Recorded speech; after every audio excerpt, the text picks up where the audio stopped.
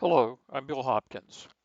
Tonight, we recognize organizations and individuals who advance our mission through communications, art, conservation, landscaping, writing, fieldwork, public service, and lifetime achievement in the field of Texas native plants.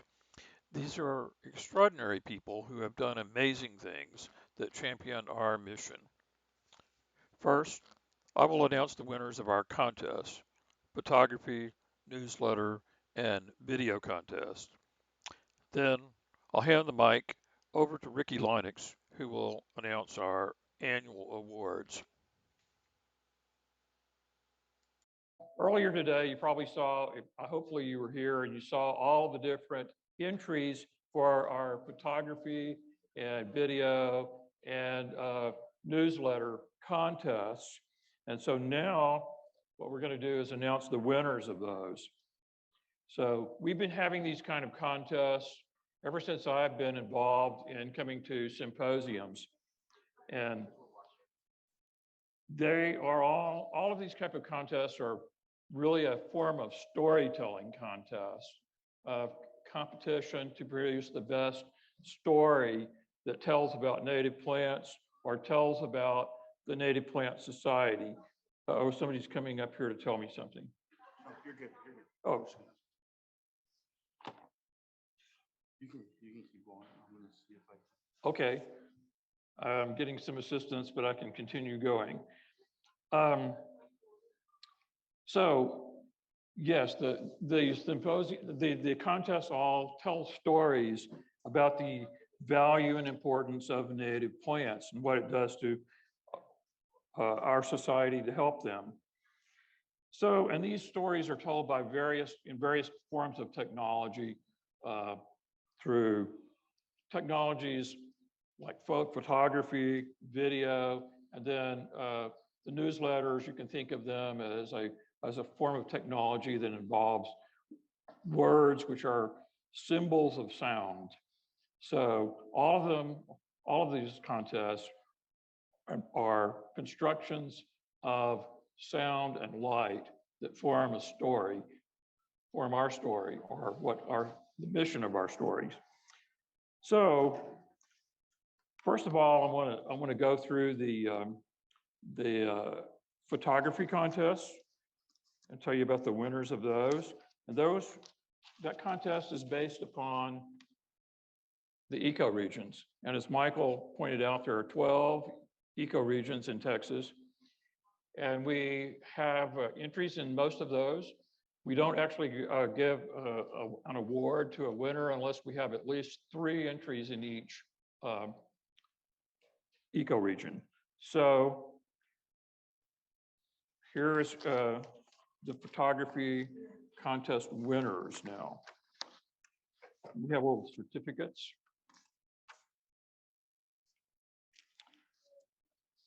Our first award is for the Chihuahuan Desert ecoregion.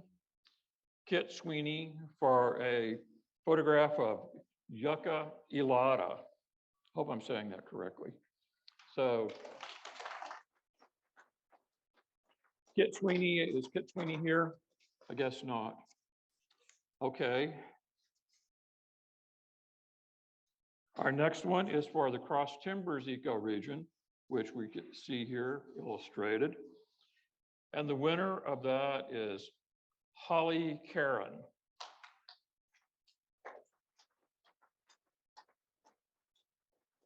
Also not here.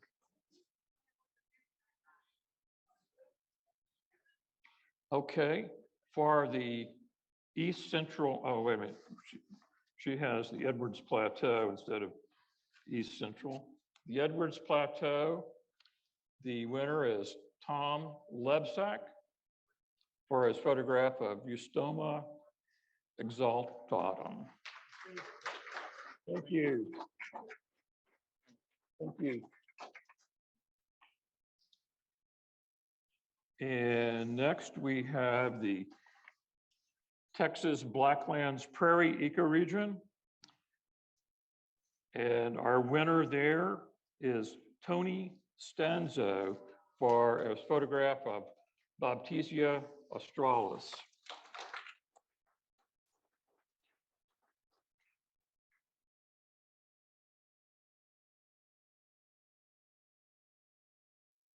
we don't have a winner for the East Central Texas Plain. Oh, there it is. Sorry. They're out of order here. Okay, our winner for the East Central Texas Plains ecoregion is Winifred Simon for a photograph of Argamene albiflora. Hope I said that correctly. And then the Gulf Coast Prairies and Marshes. Our winner is Linda Kuhn for Rudbeckia hirta. It looks like there's some other animal there too. All right. And in our newsletter contest, we had a number of great entries, but by far the judges judged this one to be far and away the best. Becky Leal, editor of the newsletter for the Kerrville chapter.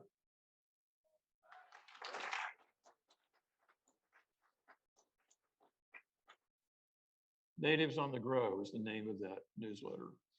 And then finally for the video contest, the winner is Megan Peoples for a video called The Ferris Cemetery, A Future as Well as a Past. You can watch that video at that URL at the bottom of the screen.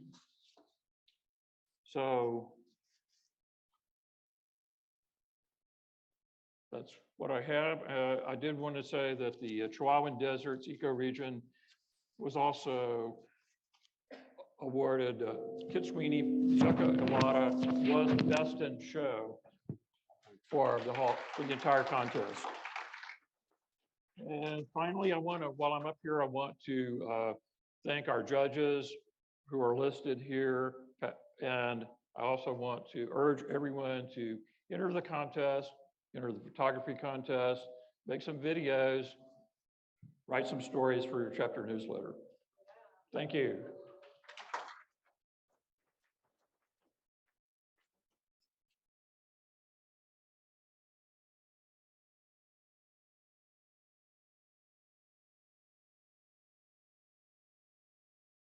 Next up are our awards, and this is the highlight of tonight.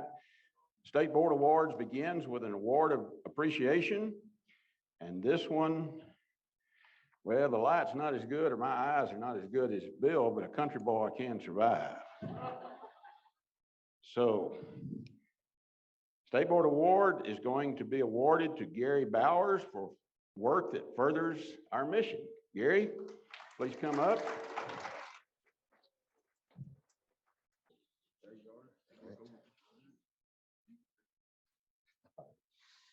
Hi, everyone. Can you hear me okay? Awesome. My name is Gary Bowers. I'm part of the Williamson County chapter. First, I'd like to thank my chapter for nominating me for this award. So they read it off to me. It was a fantastic write-up. Really inflated my ego. So here I am. I'd also like to thank the state committee for selecting me for this. So thank you for that. But really what we've got are just a couple of slides to go through what we've done. And whoops, a little too fast. Super fast. So what we've been doing is doing some videos starting with the pandemic. We've done some garden tours, some walks, and just kind of have some photos here of how we do that. Really don't use a lot of equipment, just our cell phones. So we can go ahead and move to the next slide there. This is really the equipment that we had. On the left, we kind of started with my busted Google phone. And now we've upgraded slightly to using some older phone in order to get the audio to work correctly whenever somebody is doing a talk. All right, next one, please. And then we put that all on our YouTube or our YouTube site. So that was it.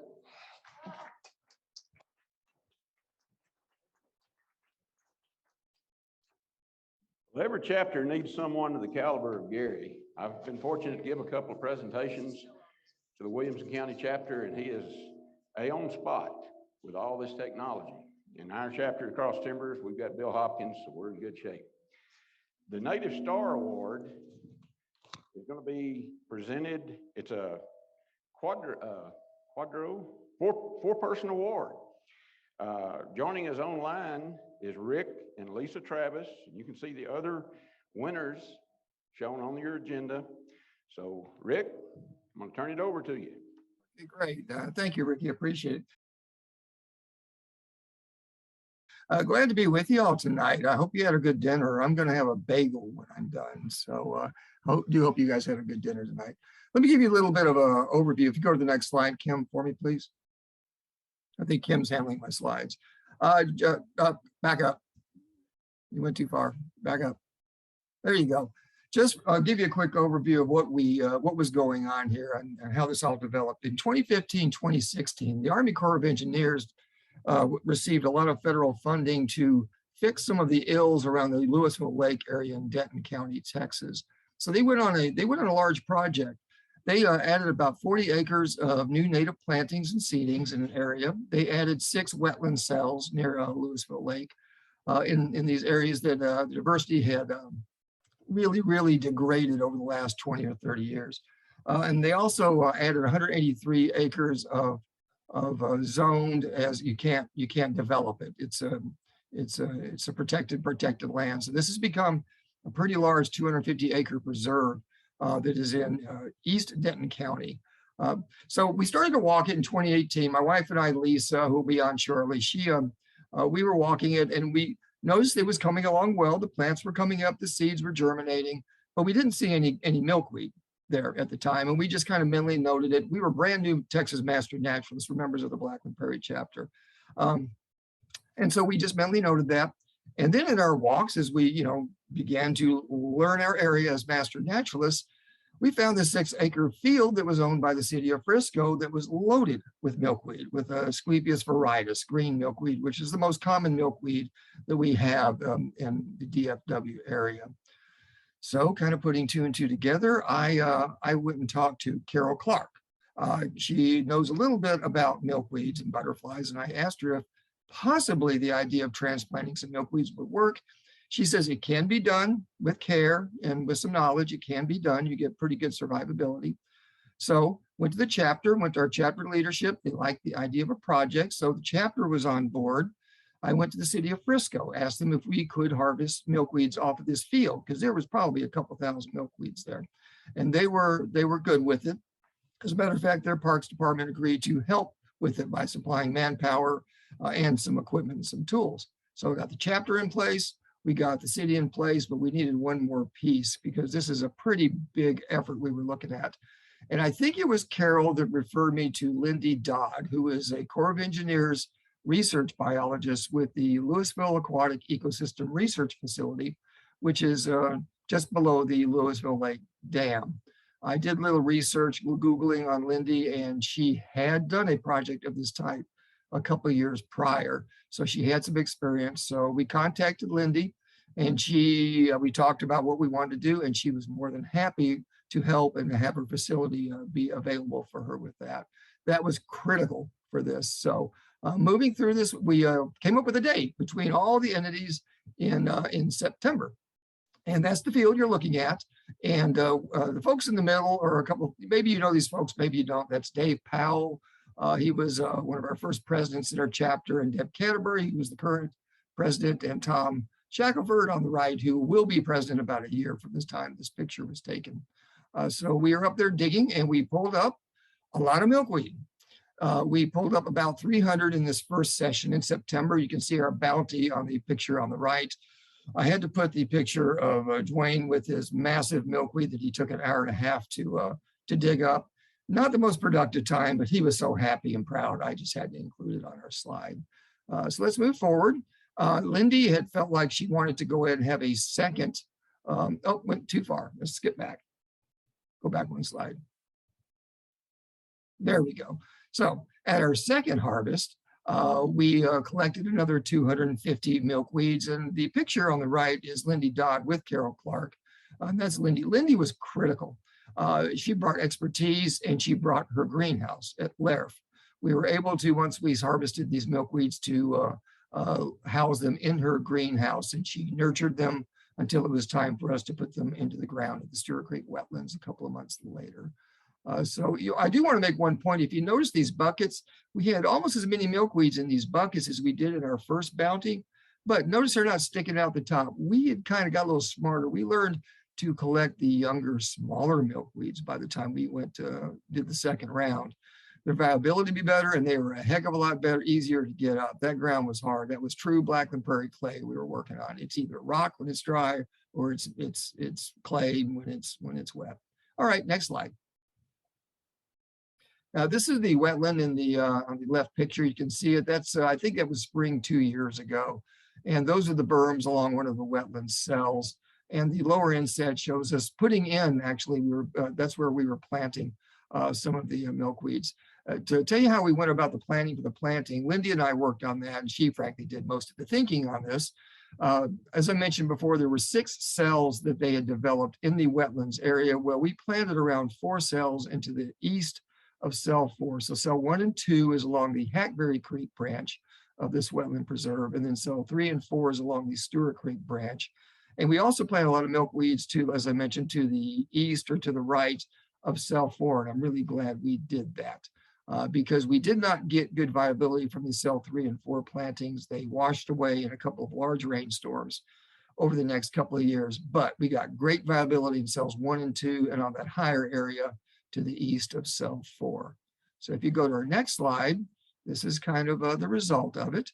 The wetlands continues to increase its diversity. We have a nice base set of green milkweed of green antelope horns in there with high survivability in most of the areas, and they have been propagating, and we have a lot of second and third generation milkweeds in the wetlands area now, and they've been getting a lot of customers. We were just there 3 or 4 days ago looking at some of the milkweeds and found several monarch caterpillars on the milkweeds that are now living in the area. So on behalf of the Blackland Prairie chapter of Texas Master Naturalists and myself and Lisa, you want to come over and say hi? She let me do all the talking, but she's here in the room. And this is Lisa. Thank you. That's collaboration and conservation at the grassroots level. Good job. Our next award is the Digital Media Award, recognizing outstanding digital publications featuring Texas native plants. Please welcome Tom Lebsack.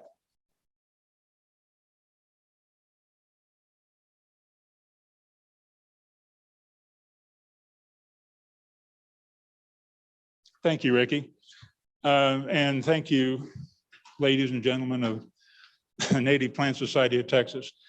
The honor of this award is something I really never expected, and it certainly was a big surprise.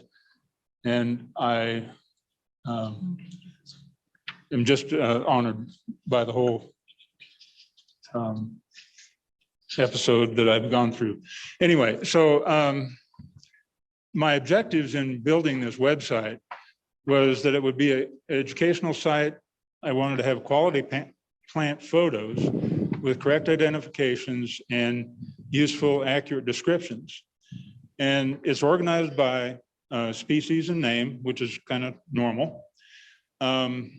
It says 583 species there. That was as of a few days ago, but yesterday over at Marathon, I found a bunch more. So it's going to grow. The way the thing is organized is, again, conventional. Flowers by color. You click on the, for example, the yellow-orange thumbnail on the left, brings up a page of yellow-orange flowers. And let's say you wanted to look at a creosote bush, which is quite popular out here. And we'll go to the next slide. So you get the creosote bush page. There's a bunch of photos at the bottom, and what I try to do there is have the enough detail to describe the plant as well as I can. So that's the front of the flower, the back of the flower, the leaves, upside, downside, the fruit, the whole plant. Don't do seeds. And the little thumbnails then blow up to bigger pictures like this. At the top, on the right, I'm sorry, could you go back one? At the top on the right is, this is probably the hardest thing for me to do, is get good descriptions. I'm not a botanist, so I have to rely on a lot of resources. And I try to make these descriptions usable by non-botanists. And so to that end, I have a lot of links.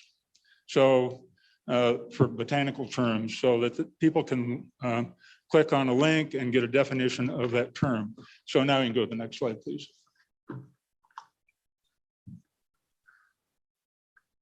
Yeah, next one. Thank you. So for example, the leaf shapes, then there's a whole thing about leaf shapes. These are some of the references I use. In fact, that's most of the references I use. And some of the people, some of the authors might even be in the room tonight. I'm very, very thankful for you writing those books.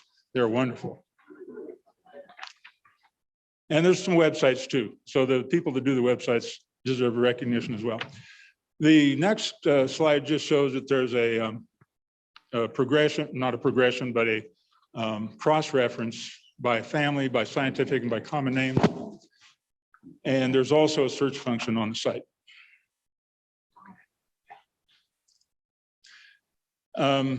Anybody know where that picture on the right is from, or on the left rather? Where? Oh, well, you guys are good. Yeah, Caprock Canyons. So what started off as leisure activities for Linda, my wife, who's pictured there, and myself, we were hiking a lot, taking a lot of pictures.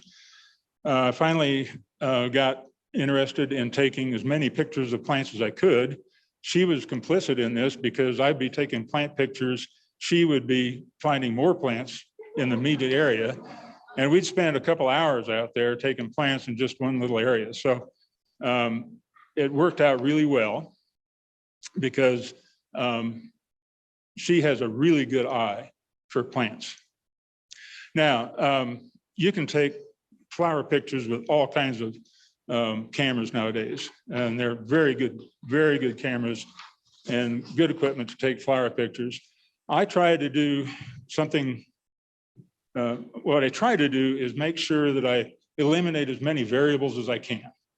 So I always use a tripod. I use a big a macro lens as I can afford, and a camera with a lot of megapixels. And that allows me to get the beauty and the detail of these plants that is unbelievable to me and keeps me going in this hobby. So, getting quality close-up pictures is really what makes it fun for me and keeps me coming back. And the next one shows a few more. And my URL, texaswildbuds.com. I'm not thin-skinned at all, so please go on the website. And if anybody in here can find something wrong with that site, I'd be happy to, I'll give you credit when you tell me the correct IDs or fix my descriptions. And I would appreciate that very much, by the way. I want to thank you again for the honor, and hopefully you'll see this site grow a little bit more in the next year or so. Thank you. Great photography. Great photography. Behind every good photographer is a spouse that keeps pushing them. I can tell you that. All right. The Benny Simpson Fellow Awards is limited by our membership to one, I believe, per 1,000, chosen by the members for service and work for the enrichment of the society at the state, regional, or chapter level. Our first recipient is Fred Zaxt.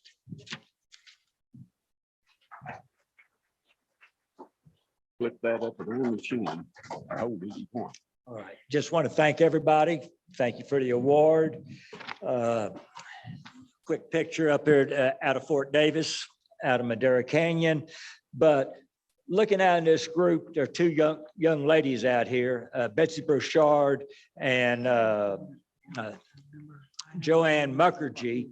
And just so happens that, maybe 7, 8 years ago, myself and Sammy Childers nominated Joanne for the same award for the Benny Simpson. So I think she had something to do with this. So my thanks to both those lovely ladies. And so we're out here at Fort Davis. Early in our years, the chapter was having some issues. We did a native plant garden tour. We did that for about 4 years. That'd be 2009, 2013, out at our house doing a plant walk. Next picture, and then we're going to let it sit there. Next picture, typical things that chapters do. This is what make chapters go. Plant sales, work days, a community garden we're working at, Falls of the Colorado Museum. That's the bread and butter of the chapter. And really where I'm coming from tonight is I think there are about 10 chapters for the state that have less than 36 members, something like that sticking in my head. And there are tons of people just like myself or Joanne out in these chapters. Think of those people. You've been in the chapter for 10 years, 15 years, you look around. Yes, there are a bunch of new people, but think of that person that was your treasurer 15 years ago, and she did the plant sale 2 years ago. Think of those people, because those are the people we need to recognize for this award. The state does a great job of centering on people on the chapter level and the state level. And my push is there are a lot of people out there that deserve this award, probably more than I deserve it. So if you're sitting out there with your chapter and you're just barely hanging on, hey, all it takes is a write-up. Just write that person up and get in, nominate them, see what happens. And my hat's off to Native Plant Society. I remember in the state 2015, 16, always this talk of having an executive director. Look where Native Plant Society is. Wonderful, Meg. Thank you there. It's a great organization. We're going great places. Thank you, Rick. Thank you very much, sir. Yep. Next recipient, Elsa Meyer.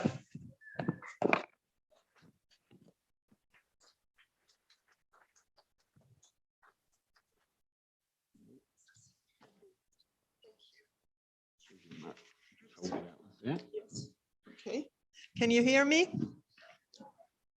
Okay, my first picture here is a Hexalectris spicata, crested coral root in Coryell County. It's kind of rare. Our first one we saw in Williamson County at a special called Field Trip. And I rushed over there on that Saturday or Sunday and everybody was laying on the floor taking pictures. The second one in the middle, that is, okay, is the second one in the middle was 2014, Amber DeCamp and I collecting basket flower seeds at the Burleson Prairie. If anybody has been Burleson Prairie, it's north of Temple, northeast. And the other one on the right is a black-capped vireo on my property, and that's why we have it under wildlife tax. Okay, my first official, no, they're not in the same order. Going back. She's going back. Oh. No, she's going back. Okay, yes, ma'am. This is my first official plant rescue, and that is at the widening of I-35 north of Temple with Marianne Everett, and we collected prairie hyacinths and prairie celestials. And Mickey Burleson is the one that started that too and called everybody to go and get them. Yes. The middle picture is displaying antelope horns, milkweeds for our plant sale. And down at the bottom, we were fortunate enough to get some little 4-inch trays, and we transplanted them and sold them at the plant sale too, antelope horns. Not easy to find in the nursery trade. There, the last picture on the right, I received or I applied for a Monarch Watch grant for milkweeds, and I got 400. I made a mistake in the numbers, and all of a sudden it showed 400. I said, I'm not going to change that. And I planted it on my 35 acres. There on the upper left, that is my buddy, Becky Sharp. She's down here. She came with me. It's the first time for her to go to a symposium. And this is the cleanup at the I-35 rest area in Salado, or just south of Salado. The bottom one is Clarence Reed. He's from the Austin chapter. Sometimes when I call, he has a chance and helps. And we work usually about 3 hours on one of the sites in Salado rest area. No. You know what happened? I apologize. We had to go to a different computer and it wasn't corrected. I apologize. I'm sorry. Okay, so where are we now? Okay. We don't have the, yes. Okay, our big helper, Maxie, planting the original I-35 Monarch way station with Kay Jenkins in Salado in 2017. So we have been doing this 5 years. And she does too. Kay Jenkins, myself, and Kwa from TechStot were cutting the ribbon last fall, opening the Monarch Highway with a new sign in the back. Down below, me weeding the Turk's Cap at the rest area. Next.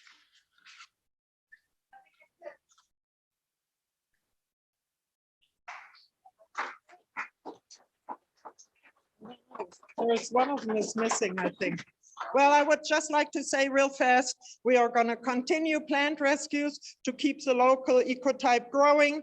Check for sale signs and contact the seller or the construction company to get permission and sign the release of reliability. Share plans with the chapter members, presentations, highway cleanups, participants. Thank you. Thank you so much. And I was kind of shocked to get this award. Thank you all. And our next recipient is joining us remotely, Rodney Barton.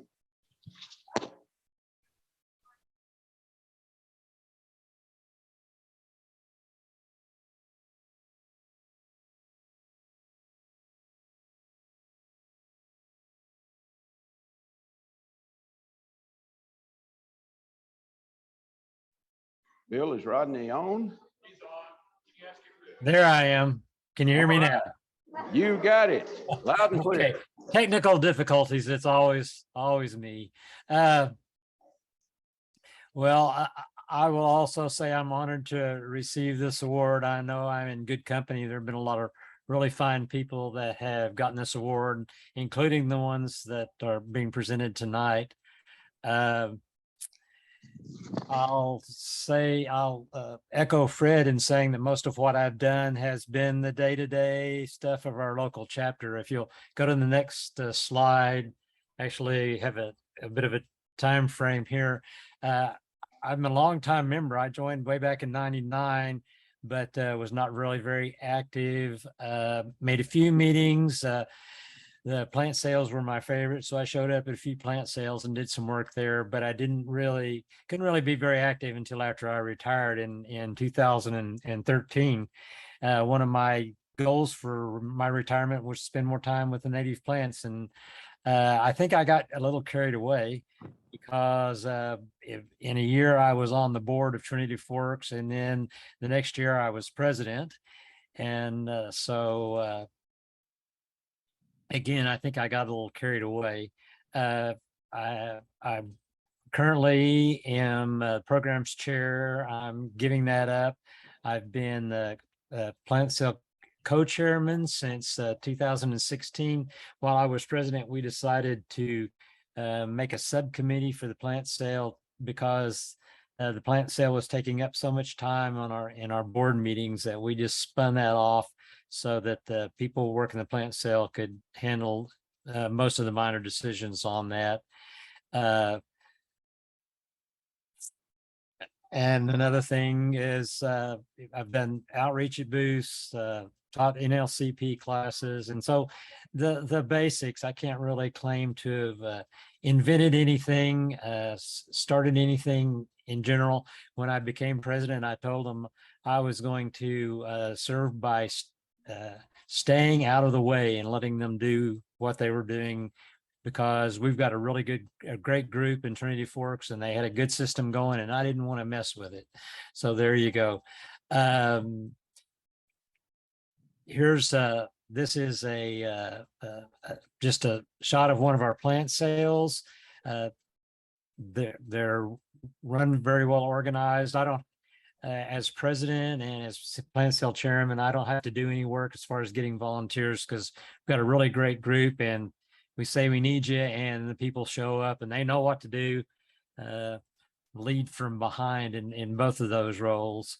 I have to acknowledge Kathy Saucier, which you all know, who you all know, because she really developed this system, and I became chairman so she could do her thing and play with the plants and let me take care of the sort of the business end of it, of getting volunteers and making sure the site's ready and all of those kinds of things.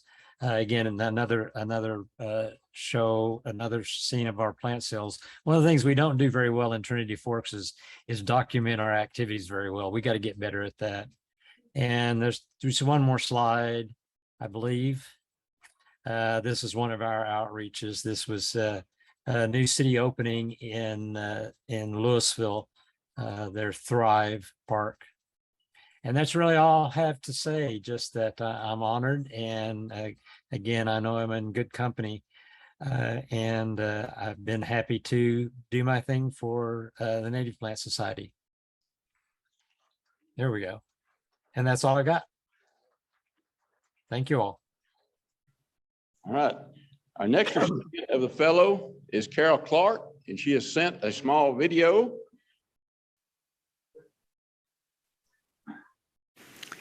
Thank you.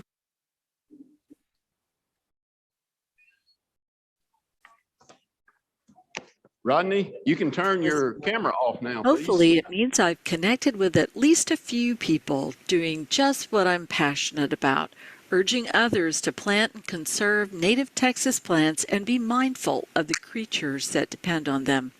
There's nothing I enjoy more than getting people outside, either live or virtually, to show them the incredible diversity of beautiful, useful, quirky, and important Texas plants. Because I feel strongly about the importance of native plants and love what I do, in the past 12 months I've given 41 talks, led 32 nature walks, and had 18 extended consultations with people, including 5 city parks departments. I did 2 Master Naturalist chapter trainings, coached 2 film production companies, and advised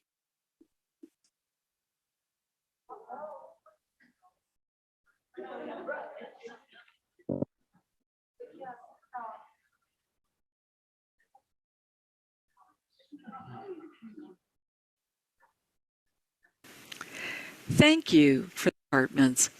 I did 2 Master Naturalist chapter trainings, coached 2 film production companies, and advised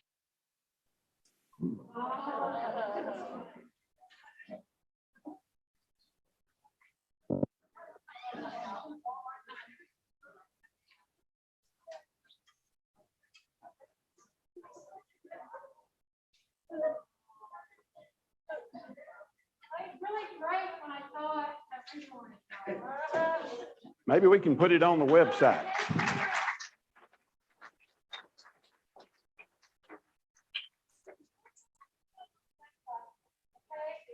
I think you can see the caliber of the individuals that won the fellow award tonight. These are the movers and shakers. Recognize those in your chapter next year. Betsy Ferris and her volunteers passed along a note. The silent auction, based on your grateful donations of 154 items, has raised $2,670. Progress proceeds so far. Thank y'all. The Mary J. Laughlin and Eula Whitehouse Memorial Award for visual art that illustrates, interprets, or promotes native plants. Our recipient tonight, Ted Lee Eubanks. Let me give you this microphone.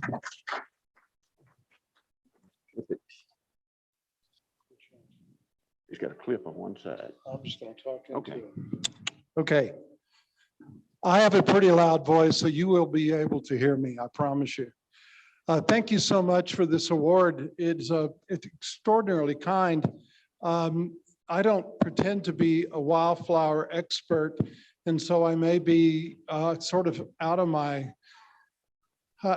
place here, but just quickly, particularly based on this morning's talk, I'll give you a couple of thoughts as we go through the slides. One is I'm a certified interpretive planner and have been for 35 years. And so I work around the world on interpretive plans and that sort of thing. And my goal is to reach the common man, to reach the general public. And that's really been my interest in my photography, is how in the world can I interest just the general public in the importance of these wildflowers and native plants. Over the last 2 or 3 years, it changes constantly. Right now, I'm also writing an interpretive plan for the last remaining slave quarters in Austin, and I've also just recently worked on the oldest Catholic cemetery in Austin. So my work is all over the planet, all over the subject matter, but it's always the same. It's always focused on the general public. If we're going to have independent growers succeeding, we need to educate independent buyers that buy from independent growers. So let's look through a few of the photographs. Oh, that's Juniper hair streak sitting there on Iringo, but keep going. Go to the next one. This is sort of the examples of the work I'm doing. I have over 3,000 images like this from Central Texas of native wildflowers. But my work, I will tell you, I believe is spiritual as much as it is scientific. I'm using the aesthetic of the flower, the beauty of the flower to connect with the public, not just the science of the flower. These are all various milkweeds, a lot of milkweed vines, which are my favorites, the Metalia. We fortunately have nice variety in here, and some endemics like Romeriana, which is one of my favorites. Next. I think some of you probably got a copy of this. Yes, that's my photograph on the front, which is this Gaillardia pucella. Thank you. It was luck. Don't give me the credit, give the Buckeye the credit for landing there at the right time. And then showing pollinators, some of which are also endemic. This little Shinia moth that only lives on that Gaillardia pucella, and some of the others that are here, and rare flowers such as that. So I'm trying to capture just, for example, to be able to explain how difficult it is for a plant, anything in the natural world, to create the color blue. Only 10% of their living organisms have blue, and there's a reason for that. And so I focused on some blue flowers to be able to tell that story, to engage people and perhaps get them to plant some of these in their yard. Next. Okay. Now we need 2 people. Linda? Oh, no, I have to do yellow passion flower, just because that reminds me, what was that Steven Spielberg, what was that space? Lights, please, Bill. Third Enchanted, what did Yeah, well, that looks like the machine that shows up at the end, I think. It's a glorious flower. But also reminds you there's a very, very, very tiny, small black bee that only feeds its larvae that pollen from this one flower. And it's those connections I'm interested in telling people as well. Well, let me show you where I'm going next. Oh, I should probably show you that. Blue. This is blue bowls, but that's, again, an idea of what I'm trying to do is to capture people's imagination about what's possible in the natural world and how that natural world then connects with them where they live. I think it's his last. So I'm going to build, do I still have more pictures? Oh, okay. Here are a few more, Ringo. These are the posters. So that's kind of been the next step. How do I take posters, put them in schools, put them on the walls, put it wherever I can find a place to put the posters to show people? You're right. Thank you. Places to show people. And now let's see what's next. This is what I'm using. And I will say this, no, I use no background. I use no tripod. If you're hiking and taking pictures, I don't want equipment. I just want a camera and a bunch of flashes and that's it. So I don't carry a lot of stuff around with me. Next. Now, thank you. Okay.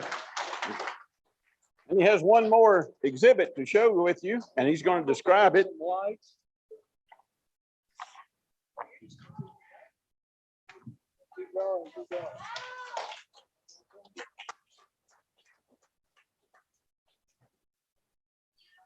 Meg, for the people on Zoom, they can't hear you. Oh, I'm sorry. So Meg will hold that in. Thank you. This is going to be a wildflower wall. And what I've done is take Central Texas wildflowers. These are all natives.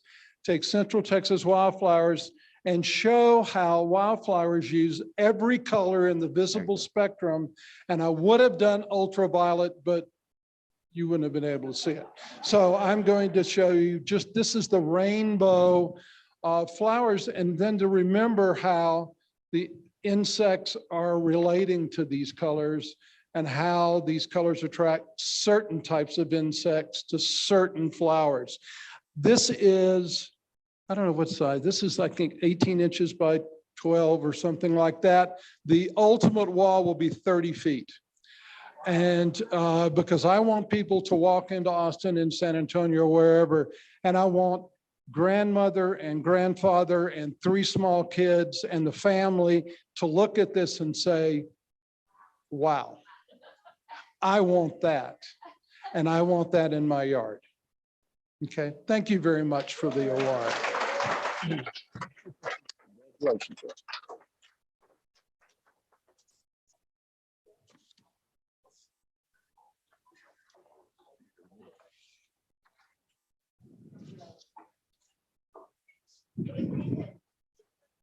All right, thank you very much, Ted.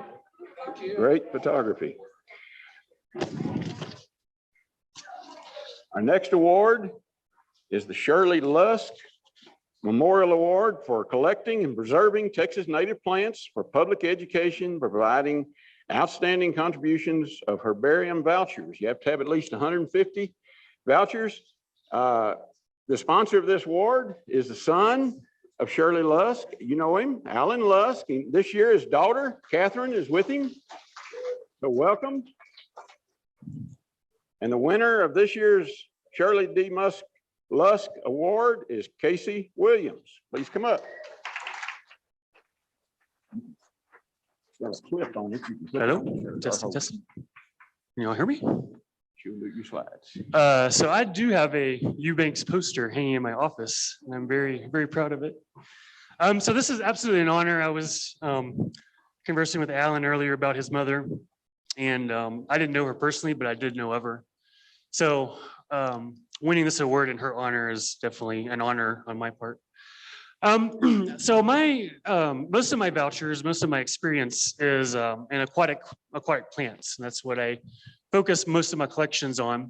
A lot of people ask, well, why did you choose that group? And there are several reasons, but generally in Texas, aquatic plants are poorly collected and botanized. And one of the factoids that I like to give is that Ferdinand Lindheimer, the father of Texas botany, lived on the Comal River, one of the hot spots for aquatic plants. And he only collected one aquatic plant out of all of the plants, thousands of plants that he collected. We shouldn't blame him too much because they didn't have scuba gear and they didn't have snorkel equipment back then, didn't have fishing waders. But in general, historically, they're poorly collected from the early botanists. Biologically and ecologically speaking, aquatic plants are pretty difficult to identify because they don't always bloom, they don't always set seed, and they look completely different. One species can have multiple growth forms, so they're very hard to identify, and a lot of people just give up. But that doesn't daunt me. I continue to pursue the profession. So these are most of my collections. Generally focus around the coast, West Texas through North Texas. The gold stars are places where I've hidden money, so nobody follow those. But you can see I don't really get into the Panhandle, which is pretty far drive, but there are some great aquatic plant collections up there with the Playa Lakes. Next. So my first venture on collecting aquatic plants and even vouchering was when I was working as a research assistant for Texas State. And someone walked up to me and said, we're looking for, I was in the aquatic biology department, and a professor walked up to me and said, we're looking for some folks to help us map and collect aquatic plants along the San Marcos and Comal rivers. And I was like, yes, I'll do this. So they brought me on, and although the San Marcos is pretty well collected, not collected, but we know historically was grown there in the past. Actually, a lot of the plants had not been vouchered before. So some of the plants we had collected were there. These were first voucher collections that going to herbariums. I think we collected about 40 to 50 individual species along the San Marcos. So it's a great project. So thankfully, that project led into my full-time career, which now I have working with aquatic plants, mapping Texas wild rice on the San Marcos River, which is a federally endangered species. So this is my office most of the year. Next. And then this is my other office on the Comal River doing aquatic restoration. So I'm lucky to have turned something I taught myself into a career doing aquatic plant restoration, which no one does. This is a very unique situation. But besides my career, I still, in my free time, I still get out and mess with aquatic plants even more. So in 2002, Bill Carr then worked at the Nature Conservancy, and he had made a pretty thorough list of aquatic plants along Independence Creek. You've been to Independence Creek, you know, it's a pretty special place. And so I received permission to go out there and actually follow his list and voucher his list. So nothing had really been vouchered aquatic plant wise. So these are some of the vouchers. Flavaria is a really cool one. That's a pretty rare plant. And then Berula erecta. And these all went to Britt, and there were about 50 specimens, I think, after we collected everything. And I added a couple to the list after that. So again, this is all independent research, free time. I wasn't getting paid to do this, but it was definitely worth the time. That was over about 2 years. Next. And then recently, Michael Eason and I have been talking about doing some stuff in West Texas. And so we finally, last year and this year, there was the right moment with the rains we've been getting out here to begin looking at some of these plants that we thought were rare, hadn't really been vouchered, or we weren't really sure on the distribution. But so we're going out to some of these properties and trying to get better distribution and better vouchers. And it is absolutely an amazing feat because some of these places are just absolutely gorgeous. The issue with the West Texas plants, real quick, is that a lot of these places are dry most of the year. So these things sit there for a year or 2 years in a seed bank or a propagular bank. So their resiliency is just absolutely amazing. Okay, next. And then, so I have known Tiana Riemann at Britt since before Britt was at the new, what we call the new place now. They were downtown. And so I've been sending pretty much all my vouchers to Britt because I know her and I know they take care of their vouchers, and they're just great people to work with, and they're always welcoming. And so this is me visiting with Barry Helquist, who's a North American aquatic plant expert. And then if you live in Fort Worth or visit Britt, you all know Barney. He's a great guy. And Barry does a lot of work with Australian water lilies. And so that I've been talking to him about some of our Texas native water lilies, and he's a really good resource. So a lot of people ask, well, why voucher? What's the importance of putting a dried plant on a piece of paper? Number one, these vouchers last for decades, hundreds of years. I mean, Ferdinand Lindheimer's vouchers are still at UT and Britt, you know, over 100 years later. The more recent interesting situation I've come across is trying to figure out what a plant is, because you couldn't identify it by any of its characteristics. So you're trying to send it off to a lab and get it genetically identified. And it gets to the lab and it's a ball of mush. And thankfully, this particular plant I had vouchered, and Preston vouchered, and the researcher doing the DNA was like, well, can you send me a dried piece? I can run DNA off of that. So thankfully, I'd vouchered it, went back to my voucher, snipped off a piece of this dried plant, sent it in, and he's running DNA on it now. So hopefully, I'm hoping it's a new state record, but we don't know for sure. So that is really the main importance, the modern importance for vouchering and sending these plants to herbariums, especially with DNA. Okay, I think that's it. So while Kim plays the music and plays me off, I have a thank you list, because no man is an island. So I want to thank Dr. Robert Doyle, Tiana Riemann, Dr. David Limke, Michael Eason, Minette Marr, Dr. Nick Tippery, Dr. Don Less, Dr. Barry Helquist, Mom and Dad, and the various landowners that have allowed us to access their property. So thank you.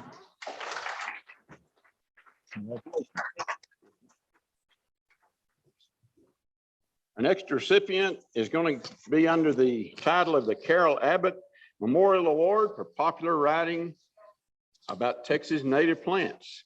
The winners, Dexter Peacock, Forrest Smith, could not be with us tonight, but we do have some pictures. So let's see what we've got.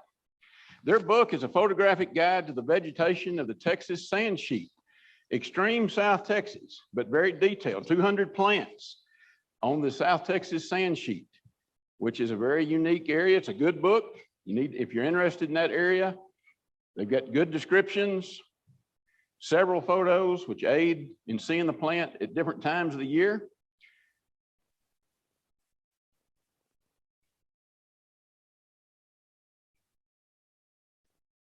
So just like we have regional books of the Trans-Pecos, now there's a new regional book for the South Texas. So congratulations to Dexter and Forrest.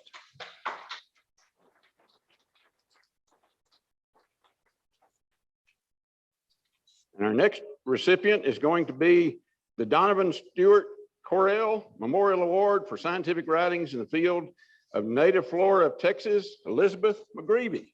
Come join us. Flip it on and hold it.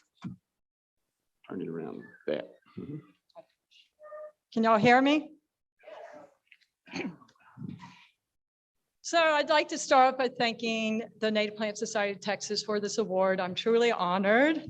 My book, here, first slide. Oh, there it is. My book is called Wanted Mountain Cedars, Dead and Alive, and it covers the mountain cedars that grow mostly in that grow mostly in the Texas Hill Country. Next slide. My journey took 25 years.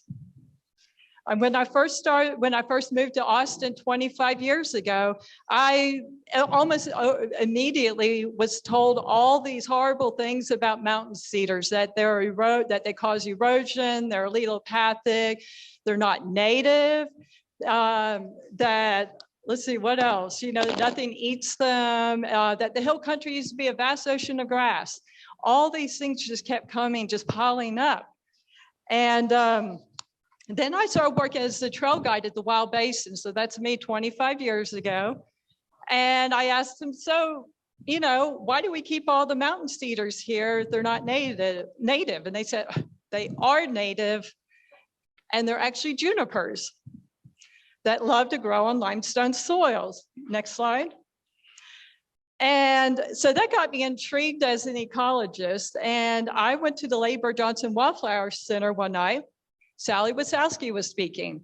And afterwards I said, will you talk junipers with me? Because in her book, Native Texas Plants, she wrote how much she loved these trees and said how important they were. We went to the back garden and we talked junipers for 2 hours. And about a month later, someone that I was a member of the Austin chapter of the Native Plant Society. Someone there, I think it might have been Scott Lenhart, came up to me. He said, Elizabeth, you need to go check out this old growth juniper forest that's in Oak Hill. And I went and checked it out. I was like, wow, that changed everything, because I just thought that they were nuisance bushes, right? That started making me think a little bit more about them. Next slide. So for the next 2 decades, I researched and researched and researched. In fact, my book, 600 pages long, has 25 pages of references. Next slide. One of the fascinating things I found out is that 150 years ago, and even earlier, even in the 1700s, when the first explorers and settlers arrived, they highly valued these trees. So, and they even helped to jumpstart the hill country economy. Next slide. And landowners started calling me everywhere, from all over the hill country and beyond, saying, you have to come look at my mountain cedars.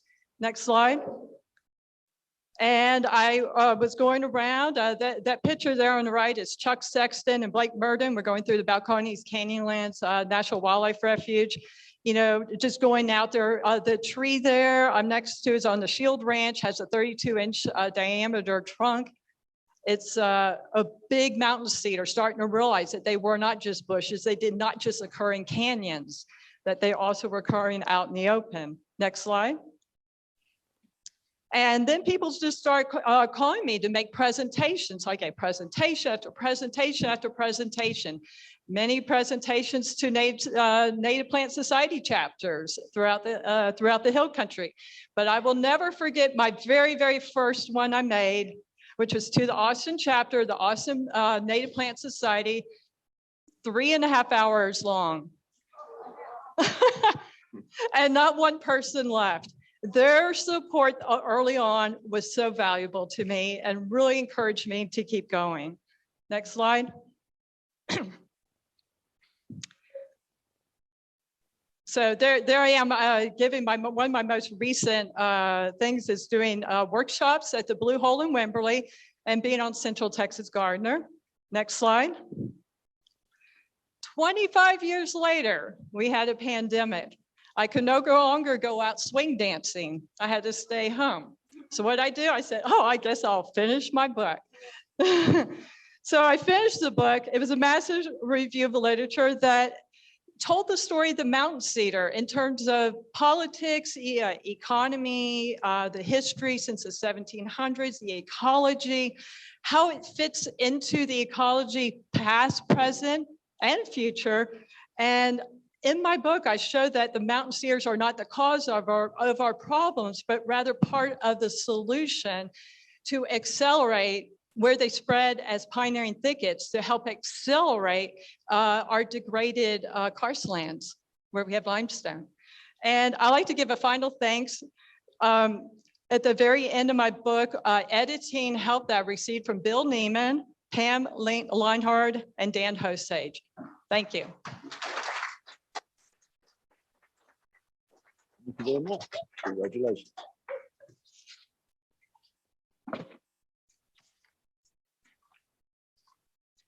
Next. Our next recipient in the Nancy Benedict Memorial Award is coming to us remote. This award is recognizing an individual for a specific act of conservation or public service in the field of Texas native plants. So Martha Mullins, please join us. Can you hear us, Martha? Yes, I can hear you. Okay, it's yours. Take it and run. All right. I want to thank the awards committee of NIPSOT for selecting me for this honor. And I want to thank Kim Conroe for helping me with my slides. I want to thank my husband for helping me with the Zoom, and Gordon Scruggs, the president of the North Central chapter, for nominating me. Next slide. Okay. Since I was selected because of the articles that I have written for the newsletter, mainly book reviews, plant articles, women botanists, and I'm a co-editor, I wanted to show what one of the front pages of our newsletter looks like. It's an outstanding newsletter, and I don't just say that because I'm the assistant editor and my husband's the editor, but because it was voted best newsletter by NIPSOT in 2019. And it's outstanding because of all of our member contributions. They're beautiful photographs of their plants in their garden and in our 10 demonstration gardens that we sponsor. To the right over here, I would suggest that if you're interested at all in any of these articles that we talk about, that you go to our website, txnativeplants.org, and check out the archives of the newsletters.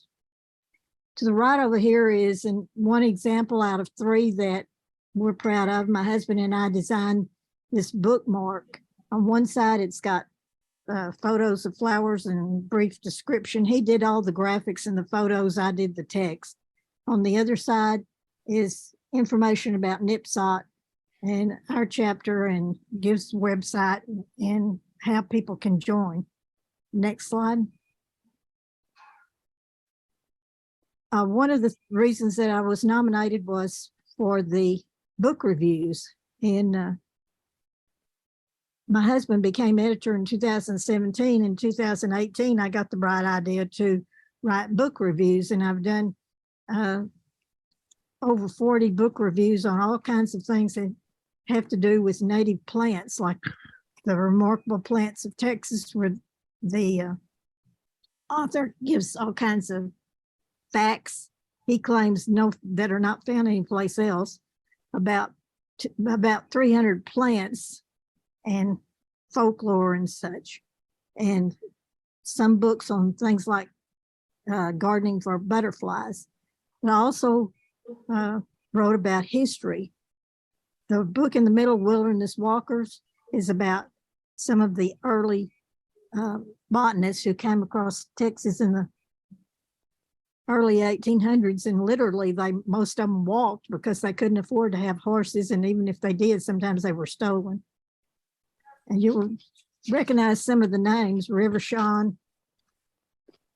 Can you go back to that slide? River Shawn, Lindheimer, Erlander, Drummond.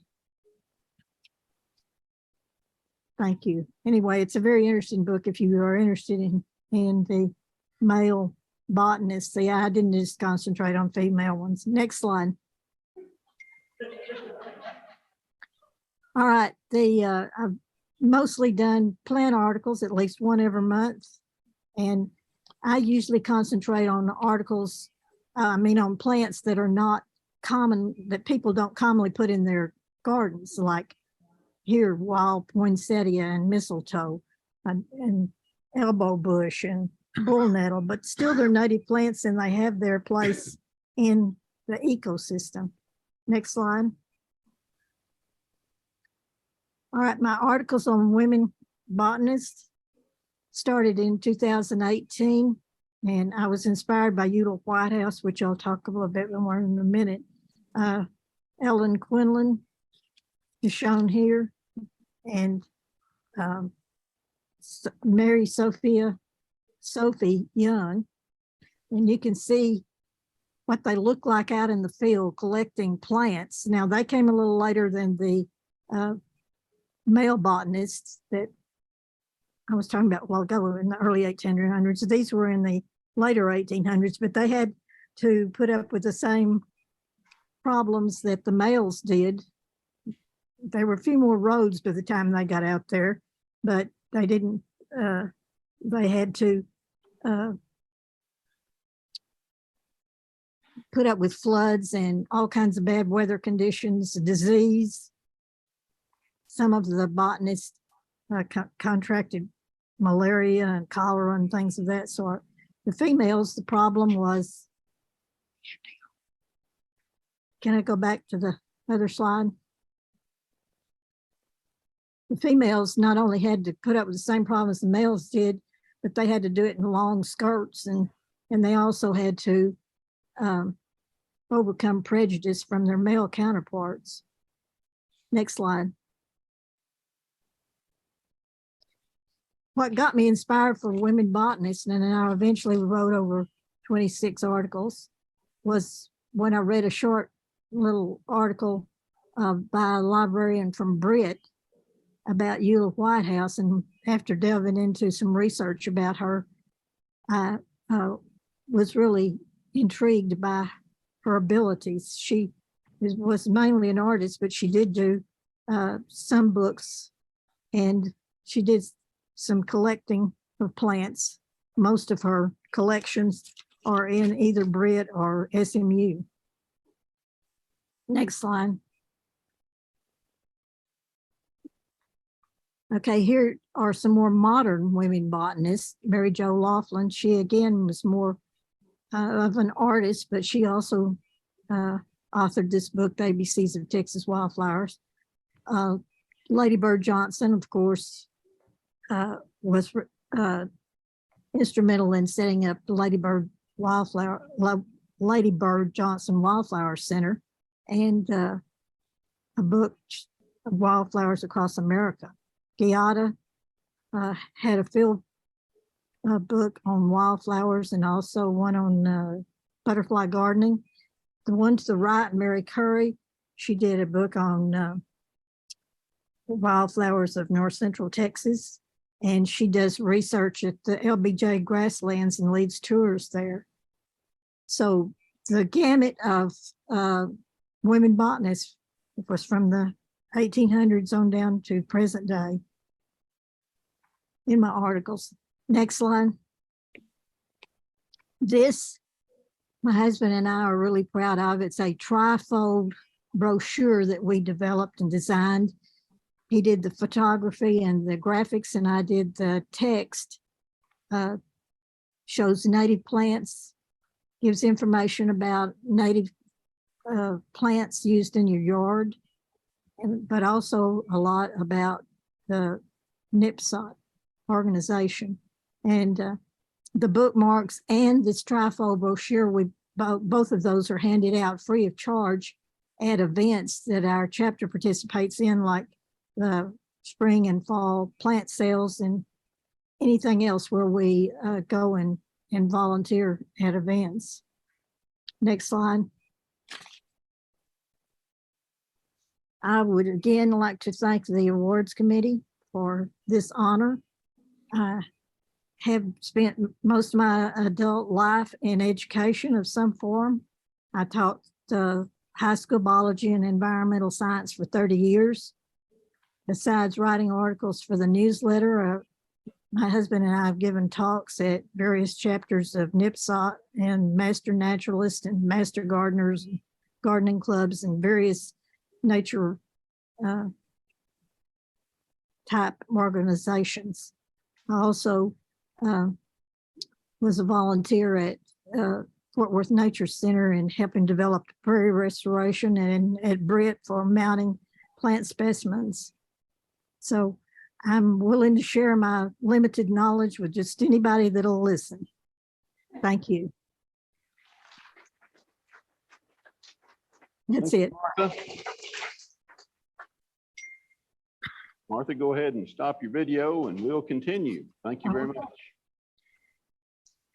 Our next recipient for the Lynn Lowry Memorial Award for horticultural achievement in the field of Texas native plants, Martin Simonton. As he comes up, I hope he'll introduce his special guest. Talk about your mom. Yeah, first I want to thank my mother and stepfather for driving 900 miles from the Hold it up. Ozarks. Say that again. I want to thank my mother and stepfather for driving 900 miles from the Ozarks to be here. A little bit higher. I want to thank Michael Easton for the nomination. And I'm surprised to get this award because I've only been a member of the Native Plant Society for a year and a half. But we've only had a chapter for a year and a half. So Montgomery County is a very large county. I don't know exactly why we didn't have a chapter before, but immediately joined up. A little higher, Martin. So this first slide is self-explanatory. This is the same greenhouse Michael had earlier in his presentation. And unfortunately, right after we started this chapter, this greenhouse collapsed. And we started at 0, but by June, we had amassed about 70 species for the first plant cell. And we can go to the next slide. Hold it just a little higher. Oh, sorry. So this is this photo was taken about 4 miles from the nursery because this is in the Sam Houston National Forest.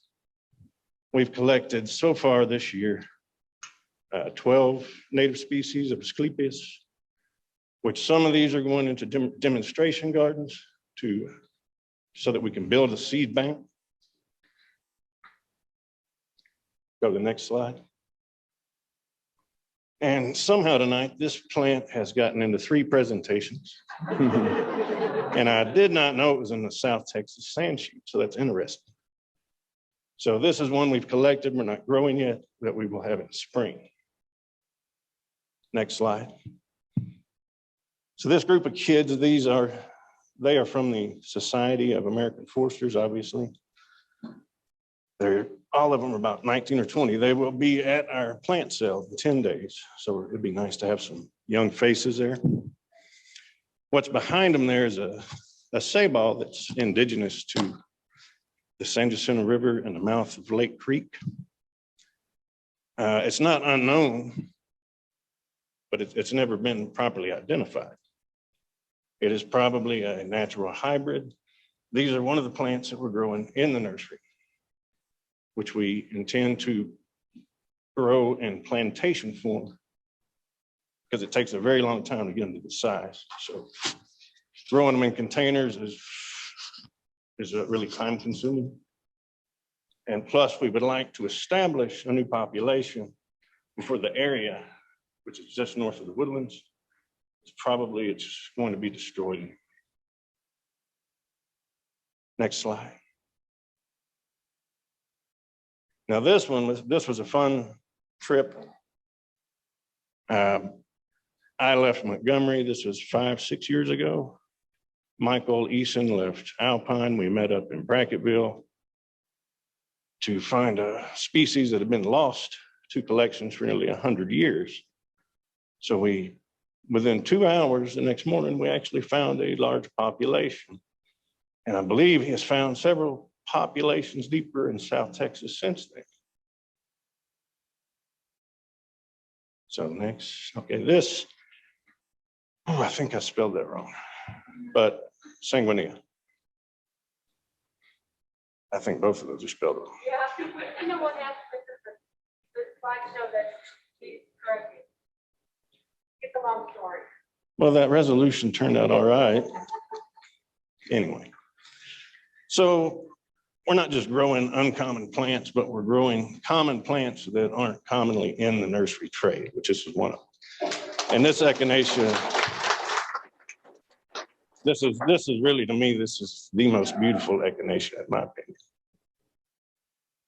And so all of our plants that we collect all have provenance, every one of them. We don't grow any cultivars. We will pull from the nursery trade, but only where they have provenance. So I suppose that's why I'm getting this award. But I met Michael Eason probably 2007. And he worked for the Wildflower Center at the time. We went to work traveling tens of thousands of miles for years across the state of Texas for the Millennium Seed Bank Project, which is where I learned how to collect properly and create a seed bank. And then under his encouragement, I started the nursery up. Previously, I had worked for the Lowry Nursery, funny enough. I did not know Lynn Lowry. I worked for another guy that had bought it. And then eventually I bought the Lowry Nursery and ran it for 4 years. But I discovered I don't really like doing retail. So I let it go and then started another wholesale nursery in Montgomery. And I believe that's all.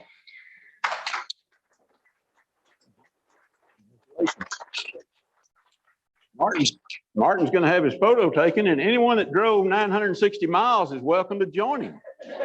Mom and stepdad, come on over. While that photo is being taken, I'd be remiss if I didn't acknowledge Kim Conroe for putting the slides together. Might have been my job, but that's a little too much for me. So again, Kim has started that and continued to do it, and I appreciate it, Kim. And our next award, very prestigious, the Charles Leonard Weddle Memorial Award for Lifetime Achievement in the field of Texas native plants to our own Bill Hopkins. None of those 3,600 members do not know Bill Hopkins because of the emails he sends out, past president of the society, current president of the Cross Timbers chapter. So Bill, come on up.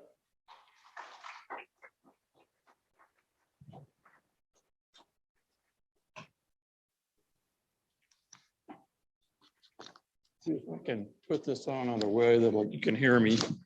I don't know. Can you hear me? Okay, good. Well, here I am up here again, and after hearing all of his achievements and all these great things that so many other people have been up here talking about, I kind of feel like I'm on the wrong stage or something. I'm not sure I belong in this company. But it's still a great honor to have received this award. I really appreciate it. It was a bit of a surprise to me to learn about this. I was told I needed to have a dozen photographs, but when I thought about it, what kind of photographs would I have when I looked at the things that I was going to talk about? So I didn't think you would really want 12 photographs of me. So I winnowed it down to a few, and I added some timeline here to kind of describe some of the things that I did to get this award, I suppose. So it started out as a member about 25 years ago, I guess that is. And first it was pretty inauspicious beginnings. Dallas chapter at first. Later on, I moved and joined the Cross Timbers chapter, which is in Palo Pinto County. And I worked as a webmaster in both of those areas. One of the things I have to say is that when you talk about achievements and all that kind of stuff, service to the society and stuff, actually, I thought I was just having fun during all this time that I was doing these things. So when I moved to Palo Pinto County in 2007, I actually thought that I probably wouldn't be involved in the Native Plant Society after that because there wasn't a chapter there. So it was kind of a surprise then that I got a call and was invited to join the board as the vice president of administration. So I didn't quite escape. I thought I was escaping, but I didn't. You know, earlier today, a couple of times I talked about storytelling and about how contests were about telling stories in the form of photography or writing or video or whatever. And when I looked at the things that I've done in the society, I think of it mostly as various forms of storytelling. For one thing, I was a state webmaster for 13 years, from 2008 up through 2021.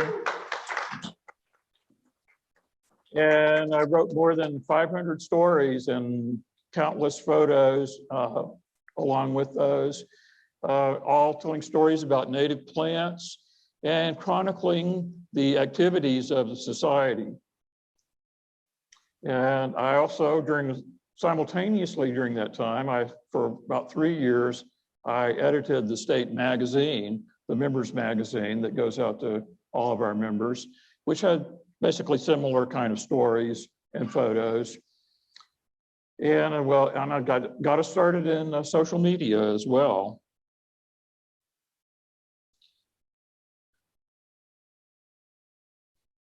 And these are a few of the things that I did when I became president of the state board, after I'd been there a few years. Helped start the I-35 way stations project and helped NLCP, which is the Native Landscaping Certification Project, go statewide with classes and stuff. You can move to the next slide.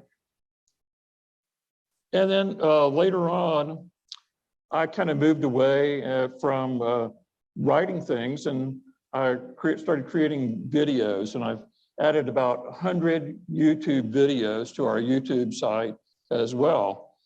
So, and started these contests for newsletter and video and photography contests. And another thing I'm doing now is chairing the NLCP committee, which I've done since 2018, it says. And that's another kind of storytelling in a way, because we're telling stories about what kind of native plants you can use in your own landscaping at home, or how to make a better landscape, and how to take care of those things. So I think that kind of sums up my activities during the last, I guess, 25 years that I've been involved in this organization.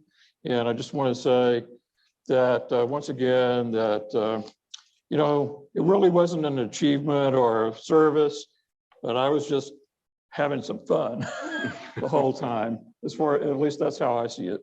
So, but I want to thank you very much, and it's really been my privilege to do this, and thank you so much for the award. Thank you.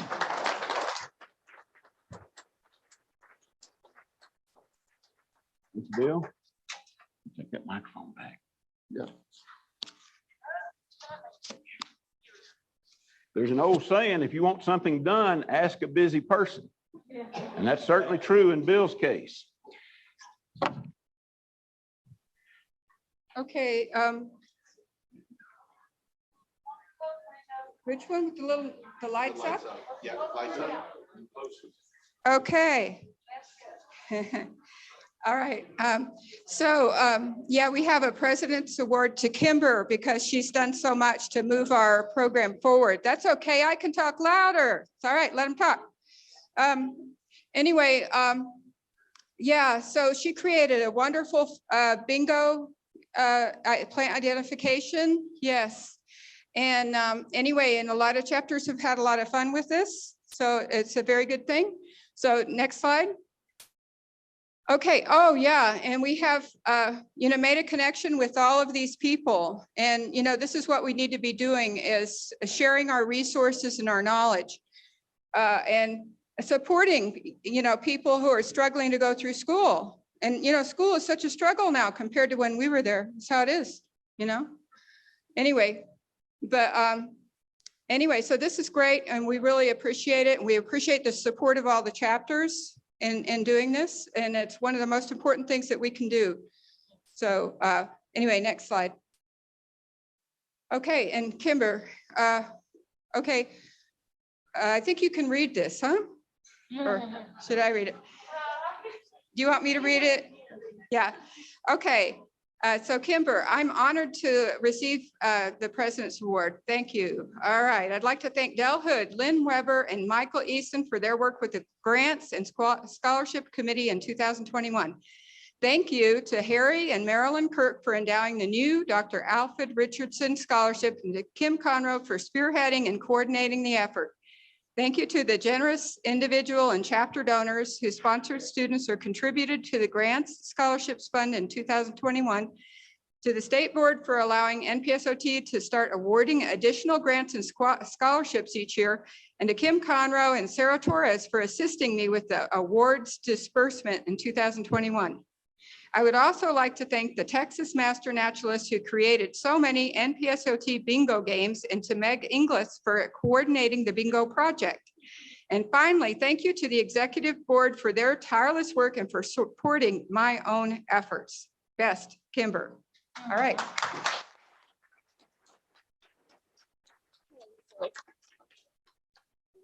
Next slide.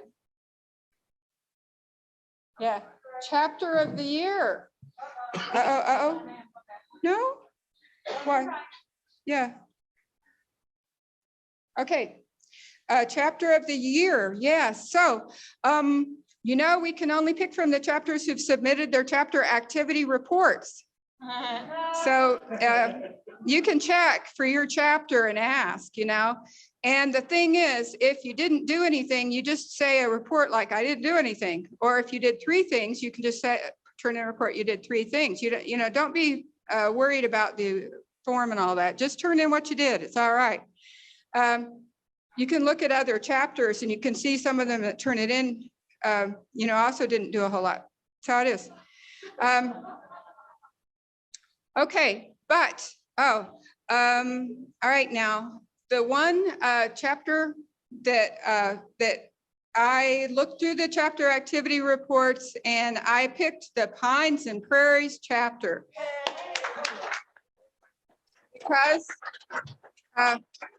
because I had notes, but I lost them. Okay.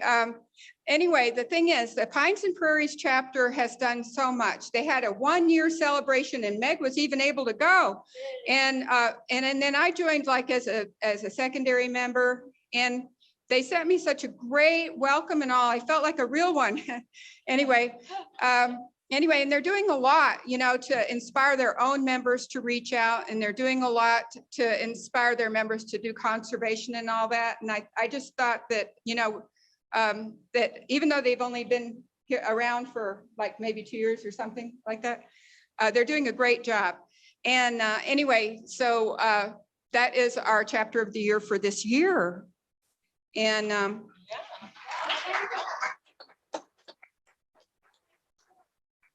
the quilts, they get to take the quilt. Oh yeah, they need to take the quilt. Yeah. Yes.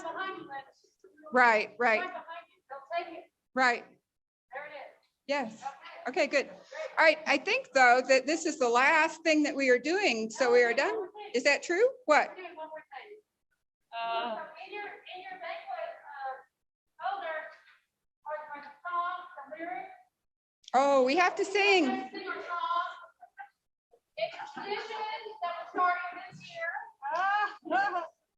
As the youngest attending member speaks up in our chapter on our society song. Will that be Kate?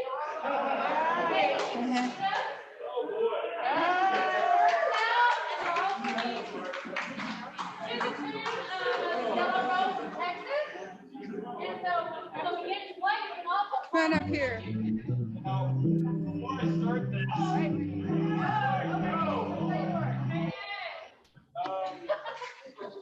I would like to spurn the person who nominated me for this.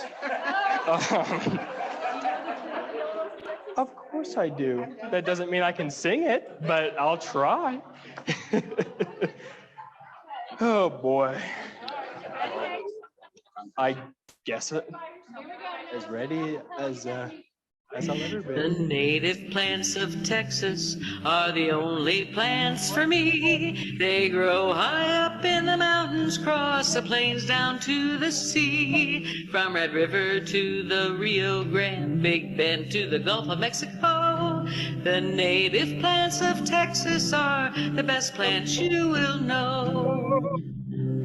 Blue bonnets on the roadsides, bursting into blooms of blue and bold. Indian blankets, Mexican hats, turn that blue to red and gold. There's a rainbow of colors in biodiversity, and the native plants of Texas are the best for you and me.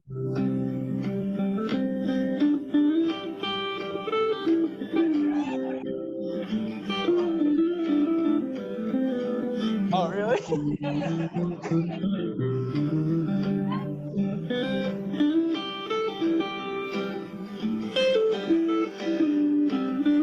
What are we getting a raise for this, Michael?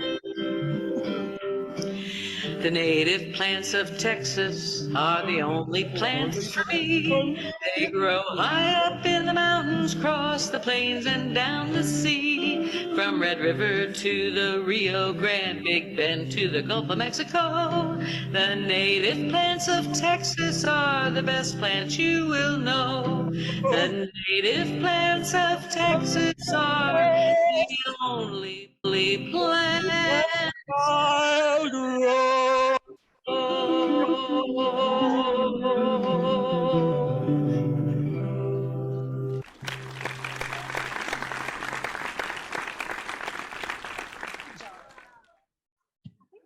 So why don't you say, everybody, good night. That Hayden, you made our day. Woohoo! Yeah. All right, we are done for the night. You are welcome to go. Thank you so much. If you, we appreciate you coming. Gosh, that was exciting.